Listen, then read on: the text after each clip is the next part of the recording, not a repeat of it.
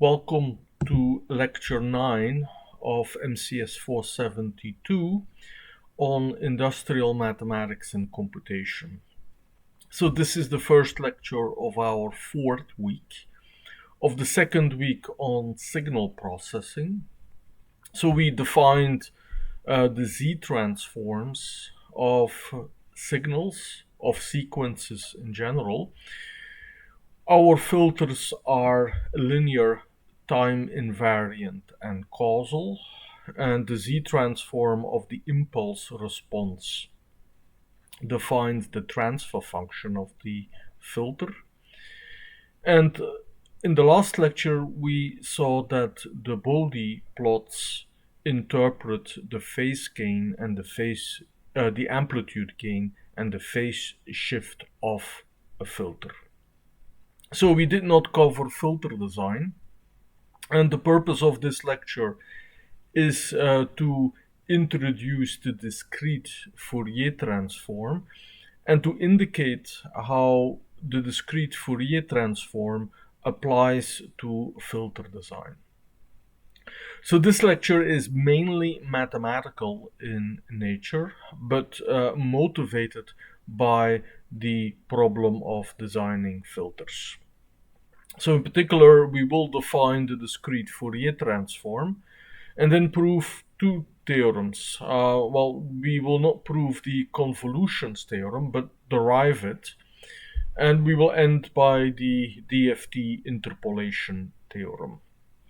So interpolation has a ring to it of numerical analysis, and indeed the DFT interpolation problem and the DFT itself is well covered in the textbook we used in MCS 471, and I will mention that book at the end of the lecture.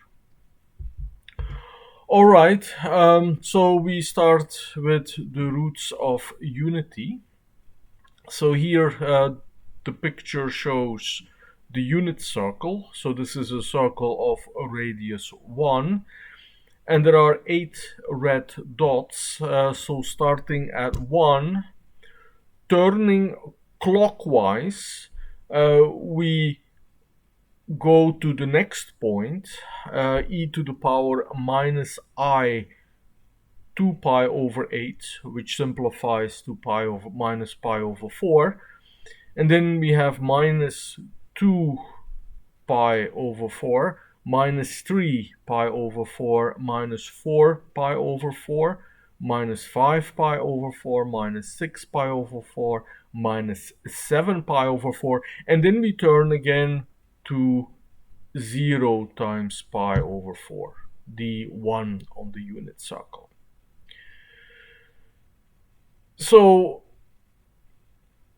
this picture visualizes what algebraists would call a multiplicative group of size 8. So you can, by taking powers of this omega, we can generate all the other 7 numbers by taking powers. So the omega here stands for a fancy W, and W comes from Wurzel, the German word for root. So the material is classical complex analysis, complex algebra also if you like. So at the bottom line I restated Euler's formula, which we encountered already. So complex arithmetic is extremely useful in the area of signal processing. Okay, so we have the roots of unity in general, so for any number, not just 8. So we can write down the e to the power minus I times 2 pi over n as the nth root of unity. It's actually the primitive root of unity, but there are other roots that are primitive and that generate the entire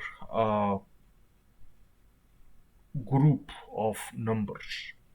So if you go to the previous picture again, so we have the 8 roots of unity, but you recognize also the 4th roots of unity. So at minus pi over 2, at minus pi, and at pi or minus 3 pi over 2, we have the 4th roots of unity. So any of these 4 do not generate the 8 roots of unity.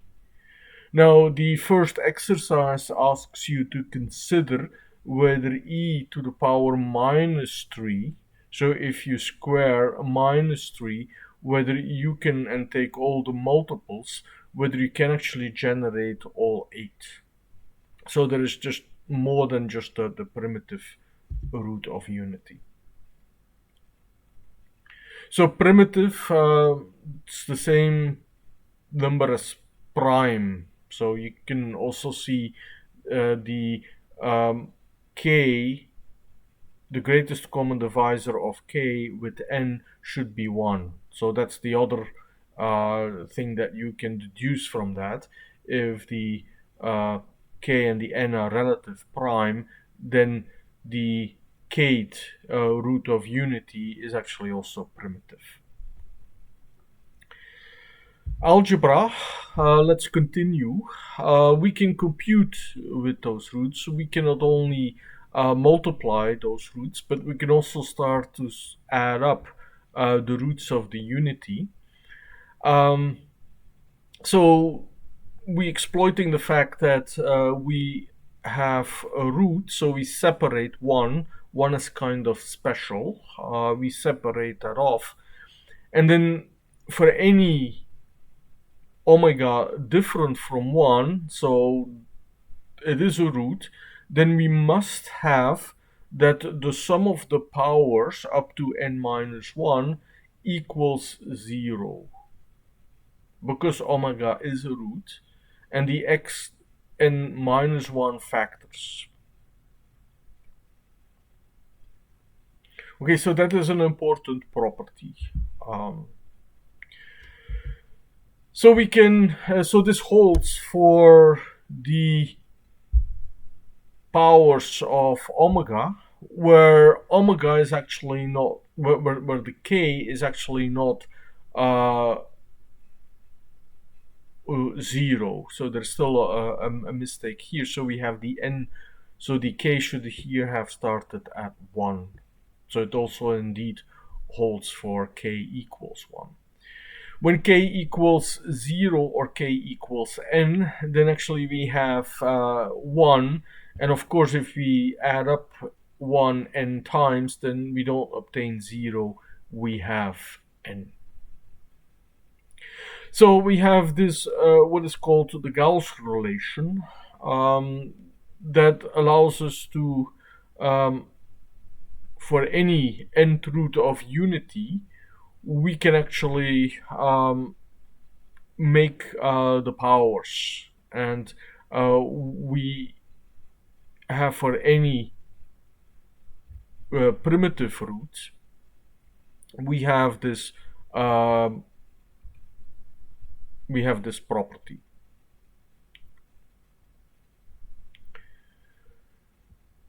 So that's an important relation that we will apply when we look at the discrete Fourier transform. So we have derived it. So the mathematical exercise that would follow hereafter would be to provide a formal proof. Okay, but let's say that we are ready now for the discrete Fourier transform. So there's also a continuous Fourier transform, which we may touch on at a later part in this course. But the discrete Fourier transform takes on input a vector. And here we start labeling our vectors starting from 0. The output of the discrete Fourier transform is a vector of the same size. And here you see we denote our vectors with this square brackets and raised to the power t, because we see them as column vectors. Then the discrete Fourier transform is defined by taking the components of the original vector x, so the input, and multiplying this with these powers of the primitive root. So the powers depend on the location of the input. So the j runs over all the input numbers. The k, the other part in the exponent of omega, depends on the component of the output. And then we have a normalization 1 over the square root of n. Okay. So I said that we write the input as a vector, as a column vector. With that notation, we can represent the discrete Fourier transform in matrix vector notation. So this does everything all at once. And you see that this matrix, here I did not simplify it further. So the matrix, which is called the Fourier matrix, has a very specific structure. In this lecture, we will not exploit this, but the fast Fourier transform will essentially exploit the structure of this matrix, and we can compute this matrix vector operation a lot faster. So normally matrix vector multiplication is n square, where n is the size. We will be able to do this faster, but that's not the topic of this lecture. So the topic of this lecture is to get familiar with the definition of the discrete Fourier transform. You see the powers jk of omega. So j runs over the components of the input, so runs over the columns. Then the rows, there we have the k. So you see we have the column index that changes, and then we have the row index that changes. So the row indices are here actually the first indices, so the j. So I kept the notation from the formula definition. In the matrix vector multiplication, if you think of the columns that correspond here to the rows, you may want to flip this. Okay, so we will repeat this definition a couple of times. Now, this is the Fourier matrix, and we can, with this Fourier matrix, so here it is now simplified. So the matrix is the same as the matrix on the previous slide, but it could still have been simplified further. So we have 1 on the first row, 1 on the first column. And then also here, the last element can still be simplified. Okay, so now we have a matrix vector notation for the discrete Fourier transform, keeping in mind the primitive root of unity.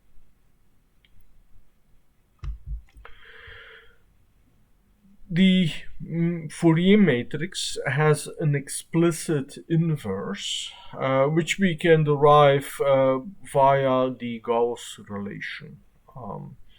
I will not do this here, but you're welcome to verify this. So the Gauss relation, you multiply the rows with the columns, and you can actually verify that if the ith row is multiplied with the ith column, so we can do this here for the third row with the third column, then you see that the exponents line up. So you have positive exponents here on this third row, and you have negative exponents on this third column. And you see that whenever you have a 4, you have a negative 4 here. So you can see that it lines up very well with the Gauss relation, that when you multiply this, you will have n on the diagonal, and with the normalization, the square root of n in the denominator, this will then turn into a 1. You can start verifying that also with the Gauss relation. If you multiply, say, the first row with the second column, or the second row here with the first column, that's perhaps easiest, then you have 0. So the Gauss relation leads immediately to this inverse relation. Or you could also say that this slide here exemplifies the Gauss relation. So we have an explicit expression for the inverse. Note that all the entries of the inverse matrix are actually the complex conjugate. So you flip the sign of the imaginary part. Think of Euler's formula. So that means that we also have a very explicit relation for the inverse of the discrete Fourier transform. Whenever we see a positive exponent for omega, we turn this into a negative exponent of omega. Here it is, the definition of the discrete Fourier transform. It is written as the matrix vector notation. But for completeness, I should have probably written down the component-wise formulation, which consists mainly by flipping the sign. So we will see an example of where this description, this definition of the inverse is used. Okay, time for an exercise. So this is a very mathematical lecture, so at some times we have to do some computations. So in this lecture, the Fourier matrix is a critical object. So write a Julia function that takes on input the dimension, and that's going to make this Fourier matrix. So you can do this with a nested array comprehension, but you can also do this very explicit. So in a sense, this is a very good Julia programming or computational exercise, I would say. Also write the inverse Fourier matrix. So you can start from the definition on the slide, or you could actually also take the complex conjugate. That might be more straightforward, although the complex conjugate would be a double check on the correctness of your definition of the function. And then verify indeed. So what this exercise does, it's a computational verification of the Gauss relation. So this is a course where we combine mathematics and computation. A computational verification is often, certainly in the beginning, is just as useful as a formal proof. Okay, now what does the discrete Fourier transform does for us? Why is that so important? Well, remember that we are considering sequences. We describe them via Z-transforms, and we filter them by linear time invariant and causal filters.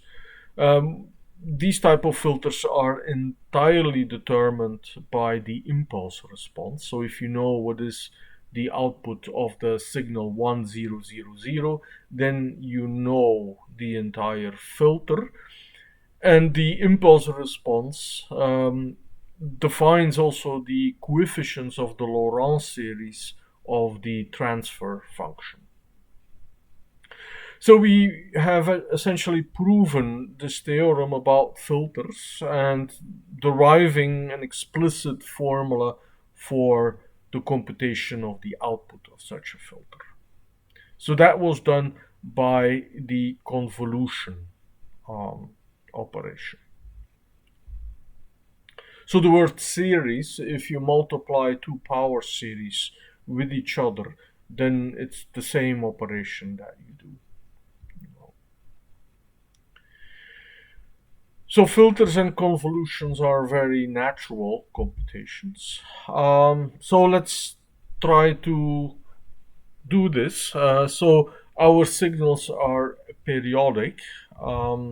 So we have here, for the purpose of an example, so we will not work with 8 roots of unity. That was a little bit too cumbersome, but we will work with 4th roots of unity. So we assume that our signal has a period 4, so U0, U1, U2, U3, U0, etc. So, and then also our transfer function can be compactly described by 4 numbers. Okay, so let's compute the convolution then. So the convolution then takes also, because of the periodicity of everything, it takes also a nice form. So we can write the convolution for y naught. So we compute the product of the coefficients of the transfer function with the input coefficients. And you see that what actually happens is we shift each time. So so here I kept the U0, U1, U2, U3 in place, and each time shifted the coefficients of the transfer function. You could also, perhaps more naturally, you could have seen this, that U0 is actually U4. So another way of perhaps a bit more natural, U0 starts with Y0 is computed from U0 up to U3, but U3 is actually the the signal that comes before U0. So there are ways to formulate this, but no matter how you do it, so this turned out to be a convenient way for the derivation that followed. All right, we will apply the discrete Fourier transform, but rather we will try to get the formulas for the discrete Fourier transform in there. So we have the general formula for the discrete Fourier transform, and we will apply it for 4th roots of unity. So that's the periodicity of our signal. And we will look into the first output. So the Fourier transform of the output, we will denote this by y hat, and we will apply the discrete Fourier transform on the output. So we can write the first component of the Fourier transform of the output by this expression here. Okay, so on the previous slide, we had expressions for the 4 outputs written via the convolution operation. So now we can try to get the output of the discrete Fourier transform in there by multiplying, so the 4 equations of the previous slide, we multiply them by the powers of the primitive root. And why do we do this? Well, you can see that when we then sum up the left-hand sides and also the right-hand side, but let's focus on the left-hand sides now, we actually obtain 2 times the first component of the Fourier transform of the output. Why are we doing this? Well, we want to connect the convolutions to the discrete Fourier transform. So very well. So the convolutions, if you sum them all up, they actually give us part of the output, or at least the discrete Fourier transform of the output. Okay, let's look then at the right-hand side. So when we add everything up, so now you see that it's kind of convenient that I arranged everything already column-wise according to the input. Because now when I add everything up on the right side, I can collect the terms for U0, the first column here, U1, U2, and U3. So these are then the 4 lines. So I collect all the common factors, and then what do I have? I have everything that are the multipliers with the coefficients of my transfer function, the H numbers. Okay, you can see what follows now. We actually did the discrete Fourier transform on the output. So the purpose of this derivation is also that you kind of get familiar with the expressions for the definition of the discrete Fourier transform. Here actually we recognize the discrete Fourier transform of H1. So H1 and Y1, so we are looking now at the first, or at the component of the output with index 1. So we start to count from 0, it's the second one. Okay, so this is expressed here. So essentially, again, the definition of the Fourier transform, but now applied on the impulse response, so on the H coefficients. So we see that the right-hand side simplifies significantly. So we have factored out the U coefficients, but we can actually also factor out the omega coefficients. So what actually we want, and there is still a typo here, so this should be H1, H1 all the time. So we want to find H1 everywhere. So that's what we are going to find. So this should be in H1, this should be in H1 as well. Okay, we are almost there. So what do we find? We find, so this is here H1, H1. We find that we have the component-wise. So now we collect differently. So we factor out the two H1, so with the hat. So that's the common factor. So again, this should be 1, this should be 1. So there's still a typo there. We factor this out, and then we have of kind of the convolution property of the Fourier transform derived for one of the components of the output.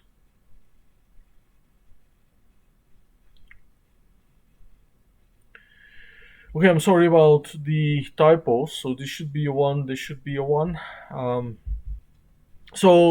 But I think the point should be clear. What we derived is that the discrete Fourier transform turns a convolution into a component-wise product. So a convolution is kind of a messy operation. So as already a little bit, it's involved. The convolution is rather messy, but the component-wise product is very clean and also much more efficient operation to make. So this is the first important property of the discrete Fourier transform. The discrete Fourier transform of a convolution is the component-wise product of the discrete Fourier transforms of the operands in the convolution. So I formulate this as a theorem. So one can provide a formal proof, or you can verify this. So there are two exercises. So this is a course which is both numerical analysis 2, symbolic computation 2. So the discrete Fourier transform also plays an important role into the symbolic computation world. But we may get into this later. But here, depending on whether you are numerically oriented or symbolic oriented, exercise 3 continues with exercise 2, where you had defined your Fourier matrix. Generate two random vectors. And here we can do it now for any dimension, but let's do it for 8. And take two random vectors, compute their discrete Fourier transform by multiplication by your Fourier matrix. And then also do the component-wise product of the Fourier transforms. And then you do the convolution. So actually, it's a little bit bad that this is only in 2 parts. So there are actually 3 parts in this exercise. The second part is actually first doing the convolution of the 2 vectors. You may have to. I think that there might be something in. I now think about Julia has something specific for evaluating polynomials. So you can do it, but you may have to write this separate function to do the convolution operator. So in any way, in part 2, you will verify that the outcome of your convolution, so that's still a computation here, will correspond to the component-wise product of what you do with the Fourier matrix. And Julia has the dotted star, so there is the component-wise product that is implemented. In some sense, computation-wise, there is mainly the convolution that you may have to verify, but exercise 2 gives you essentially, and the dotted star gives you essentially most of the computation for exercise 3. Exercise 4, by symbolic computation, I mean you can do this by hand, but feel free to use SymPy as well. And SymPy would give you the virtue that you could work with n equals 8. Here I left it open, so you can do still everything by hand. N equals 4 is not that bad. So essentially, you would need to work through the derivation of the convolution property, but now you take the third component of the output, the y subscript 2, instead of the y subscript 1. And you verify whether the property indeed also holds. Okay, so there is the property which I stated as a theorem. One can provide a formal proof. So in the textbook, there is actually a proof with big sigmas and indices. And then there is the immediate follow-up. So one can state it as a corollary, just as a mere consequence of the convolution property. But it is known also as the DFT Convolution Theorem in the literature. So this is why I'm stating it as such. So if you have 2 vectors, then you can compute the convolution by the inverse discrete Fourier transform applied to the component-wise product of their discrete Fourier transforms. Now, that if you are now thinking about cost and efficiency, This theorem doesn't buy us anything here because a convolution is quadratic in the dimension, and so is the discrete Fourier transform when we implement it by the multiplication of the Fourier matrix. So in a way, the right-hand side seems to be even more cumbersome than the convolution.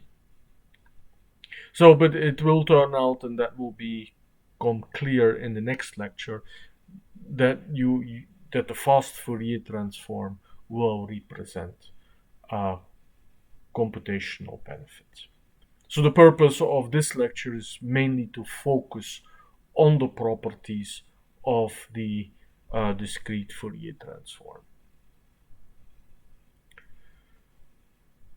by the main mathematical definition of the Fourier matrix.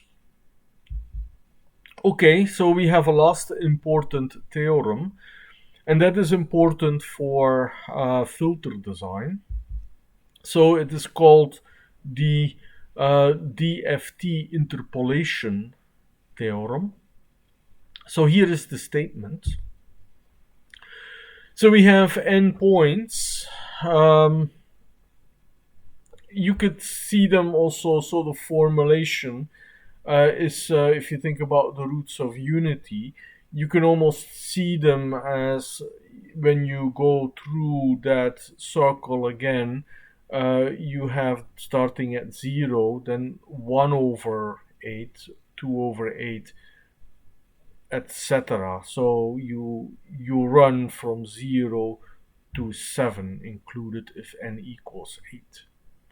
So these are our interpolation points. We have a coefficient vector, an input vector, and the output of the Fourier transform. So with the output of the Fourier transform, we define a function. So the coefficients of the function are over here. And then we have the exponential sitting in there with the 2 pi k, where k is going to range from 0 to n minus 1. We have the normalization from the Fourier transform. So we have the output that is defined in this function. So what the Fourier transform does, it computes coefficients yk of a function f of t.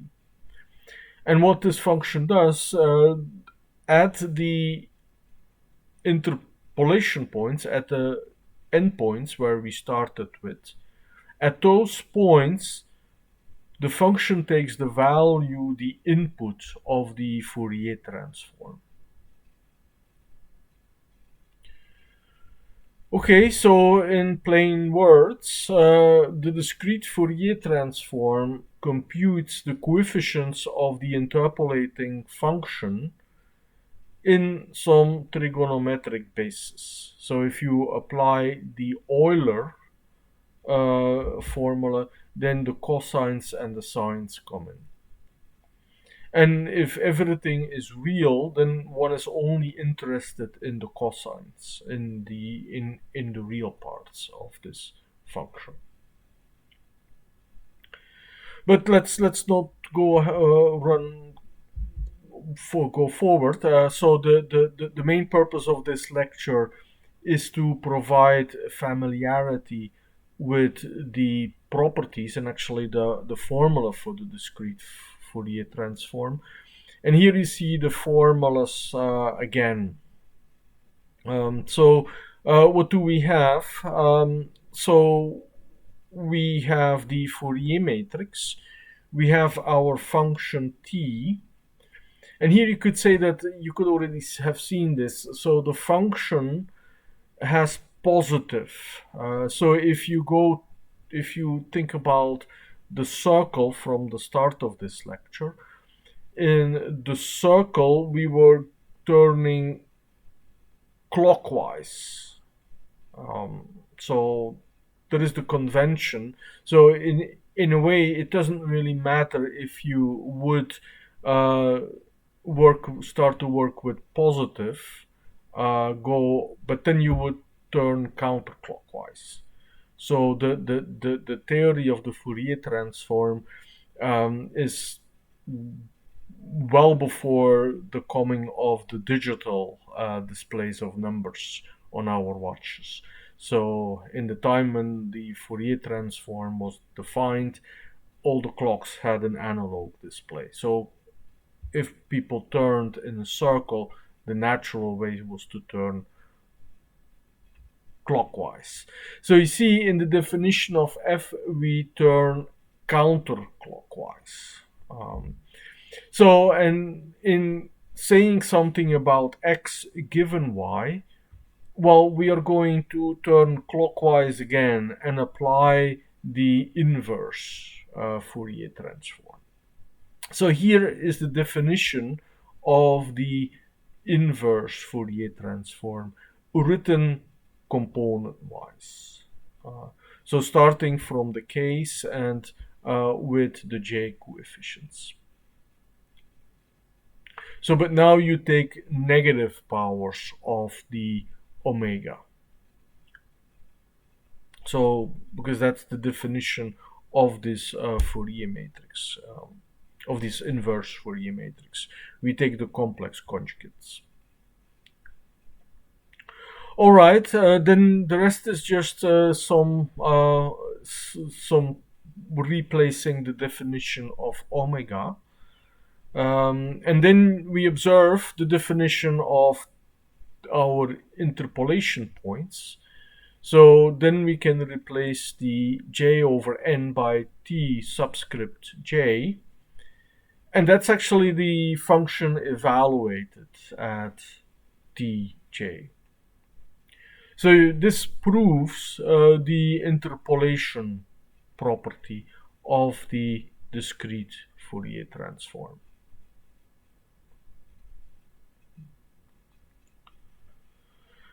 Okay, here's time for an exercise. So this is the last exercise. The purpose of the exercise is for you to verify this with a numerical example. So exercise 2 is kind of critical here. So you will define now a function with the formulas on the previous and all the formulas from the theorem. And then you will verify with a loop that for your random vector, that if you interpolate, so in the function, you will use the output of the Fourier transform. So in some sense, it seems a little bit magic. You have your random numbers that you can actually retrieve by evaluating this function at these points j over n. Okay, so this also is an approach, more a computational approach to the concepts. Okay, so I told in the beginning that this is all very useful for designing filters. So I have only about 4 minutes left, but that's actually more than enough to again get to this important theorem that we proved in lecture 7. So we interpreted this theorem with Bode plots. So it's restated here again. So for a linear time invariant causal filter, the transfer function determines the behavior of the filter. And in particular, if you evaluate the transfer function at this e to the power I omega t, where omega stores the frequency of the input signal. So omega is 2 pi times n, so the input frequency. So, and then t is the sampling rate. So these two definitions are kind of missing from this slide. So now how can we do filter design? Well, a filter will have a desired gain and a phase shift. So we set up the desired gain and phase shift. So here they are defined as functions, as continuous functions, but it suffices that we know these gains and the phase shifts at some angles. So we need to know some numbers. And these numbers, the radii and the angles, they will define the Fourier transforms of the impulse response. So an impulse response defines everything. So if we simply have to compute the inverse Fourier transform, and that will define the coefficients of the Laurent series expansion of our transfer function, and thus also our transfer function. Okay, so I do not want to trivialize the subject, so we will see more illustrations of this in the next lecture, focused on the fast Fourier transform, and then in lecture 11 on the applications. The main goal of this lecture was to introduce the discrete Fourier transform. So I hope that by now the definitions are with the roots of unity are kind of starting to sink in. We derived the discrete Fourier transform convolution theorem, and also we proved the DFT interpolation theorem. So in the preparation for this lecture, I was following the order of the textbook for this course. So we started the 4th chapter in this book. But I was also basing myself rather heavily on the book that you may still have from numerical analysis. So chapter 11 deals there with the discrete Fourier transform. Okay, I thank you for sitting through this lecture.